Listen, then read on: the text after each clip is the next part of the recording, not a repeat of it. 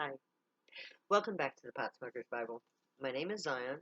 I'm the author of the Pot Smoker's Bible, which contains the prophetic book of Zion, which is where I get my name, and which is where my people get their identity and their nationality. Anyway, we're going to go on. Today we're talking part 3 of the Pot Smoker's Bible, chapter 13, book of Zion, chapter 10. It's called, Was There No Man? This is the first part of the dissertation. And as I said before, we're going to start with Isaiah 52, 1 to 6, which is Zion 10, 1 to 6. Awake, awake, put on thy strength, O Zion. Put on thy beautiful garments, O Jerusalem, the holy city. For henceforth there shall no more come unto thee the uncircumcised and the unclean. Shake thyself from the dust, arise and set down, O Jerusalem. Loose thyself from the bonds of thy neck, O captive daughter of Zion. For thus saith the Lord, Ye have sold yourselves for naught, and ye shall be redeemed without money. For thus saith the Lord God, My people went down aforetime into Egypt to sojourn there, and the Assyrians oppressed them without cause. Now therefore, what have I here, saith the Lord, that my people is taken away for naught? They that rule over them make them to howl, saith the Lord. And my name continually every day is blasphemy. Therefore my people shall know my name. Therefore they shall know in that day that I am he that doth speak. Behold, it is I.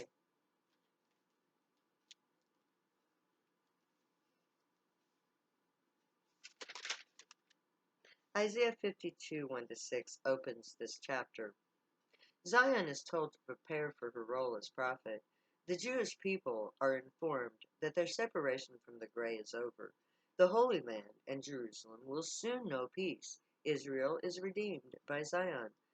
Jerusalem will become again the center of the Jewish world, but a united Jewish world where all four branches of the family tree have resolved their differences and become peaceful neighbors. Even as Jerusalem begins to settle into a time of truce, Zion begins to free herself from captivity. She must end the captivity of her people. Her role as prophet is to defend her right to be gray. She challenges the government's authority to hold her and her people captive. The gray are not invaders who come to rule over humanity. They created us to be self-reliant and autonomous. We alone are responsible for ourselves and our world. The gray require us to be our own masters. We must do the work ourselves. Zion has to free herself. The gray will not be the owners of the planet Earth, nor will they do the work for us. In the third verse of this passage, we are told that all that has happened to us is our own doing. The Zionite drug users chose to break the laws against drug use. The idol worshippers allowed themselves to become wicked oppressors who think that they can sin without recourse. No one on planet Earth is truly a victim, not in the case of Zion versus the world. The latter part of the verse is the reason I spent 7 years selling marijuana from the Temple of Zion. I was way too poor on purpose to afford to buy my way into the Supreme Court. I also couldn't afford to travel enough to get a signature for petitions. So I became a dealer with a purpose. I sold each of my 50 temple members. I told each of my 50 temple members about the prophecy and I promised to deal until I was busted, thus fulfilling the stipulation of not using money to free my people and myself from captivity. The next part of the passage gives us the grace verdict on the entire matter. The people of Zion are just like Israel when they lived in Egypt as slaves. But people both people are held captive because they are blessed by the gray. Israel is more prosperous than the Assyrians who invaded Egypt and overthrew the true Egyptian pharaohs who took the Israelite refugees in. The Israelites were enslaved, although they had done nothing wrong. Their enslavement was a matter of politics. The Zionite people have an outlook on life that is centered around pleasure. The government enslaves them because they are happier than the wicked. We are what they claim to be. Because we reject their ideal, they hate us. We have done nothing wrong. Our captivity is a matter of politics. The Gray express their displeasure at the cruelty of the governments in regards to um, their enslavement or their treatment of my people. We are made to howl. The extent to which the wicked abuse my people is extreme. We cry out in pain as we are abused in every regard. We are abused, many of us are beaten while in custody. I broke my arm in jail because the nurse decided that exercise was all I really needed to relieve my muscle cramps. To deny me a $30 prescription, York County paid a few thousand more for a shattered wrist bone that required an operation. The abuses of my people are horrific, even to the point of murder, as my people are gunned down in the streets. The cruelty of the war on drugs is truly appalling when you see the entire set of actions taken against my people. We are subject to the following: invasion of privacy, emails, texts, phone taps, bodily fluids are examined, home invasion, search warrants, theft of property by unlawful taking, confiscation of all drug-related purchases, like cars, electronics, houses, defamation of character, as government propaganda elicits public ridicule, child abduction, and enslavement. Our children are taken forcibly from us and given to strangers who are paid to enslave them or brainwash them against their very own parents. We must pay lawyers to imprison us or be given token lawyers for show. We must allow ourselves to become rats in a maze of probation or drug court or in prison cages, which is the true captivity. We are spied on by the police. We are pitted one against another in a game of narc versus druggie, if you will. We are denied adequate medical care. We are denied government aid of any kind. We are denied jobs. Our manner of speech is found offensive. We are not allowed to gather together. Our parties are disrupted by the police. We are denied the right to defend ourselves. My testimony from Isaiah was ignored. My defense was rejected. I wasn't allowed to have the right to defend my use of drugs. Our constitutional rights based on the Bill of Rights are denied. We are not allowed to protect ourselves from them when they attacked us with force, even though we are in a state of war by their declaration.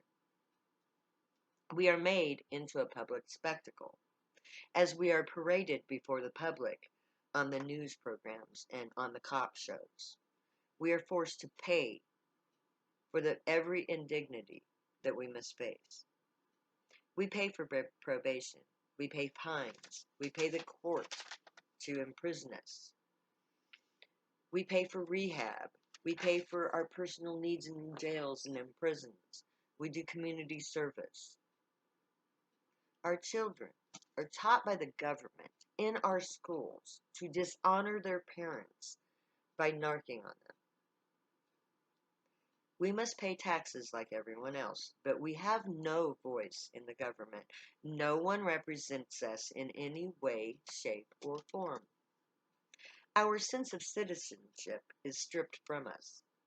We feel like foreigners in our own land, as we are treated as outcasts and criminals, and we are made into actual criminals by law. For no other true reason are we stripped of our rights and privileges of belonging other than by the creation of these laws. We are not allowed to question the laws. I tried to have my case taken to the Nebraska Supreme Court because my rights were violated by the unconstitutional laws denying my drug use. I was denied. Without a lot of money to pay for my freedom, I was denied the right to even question the law. We are charged falsely concerning things that have no relation to us. We are the scapegoats of society. We are seen as a huge problem so that other bigger problems can be ignored, like climate change, poverty, war, greed, rape, child molestation.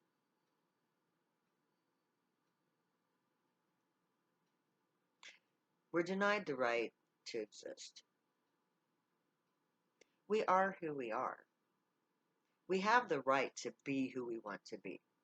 The war on drugs is a war of genocide.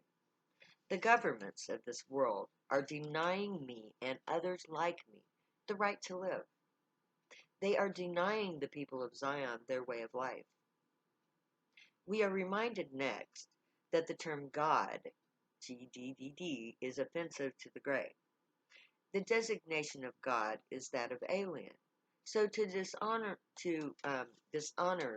the gray, the word God, is to dishonor the alien gray. This society hates the word fuck, but God is used on TV all the time. But my people are far worse offenders in this regard. So let's all stop dishonoring the gray by using that term. They find it to be very offensive. The final verse of this passage tells us that the people of Zion will know God's new name. Ishi is the name of the gray who impregnated me in 1977. He is my voice. But that doesn't mean that Ishi is the only name my people will know. Each priest will learn the name of each gray they speak to, but only the priests will know the names of the gray. Ishi is the name chosen 3,000 years ago by the gray. And this is where we're going to leave off today, because we are under a time restraint here, and this is a good place to stop. All right? So, that being said, can I just say one thing? It's come to my attention, and I've known this for many years. Okay. God did da, because I won't say that name. I won't say it. I won't dishonor the gray like that. All right? But I want you to think about this.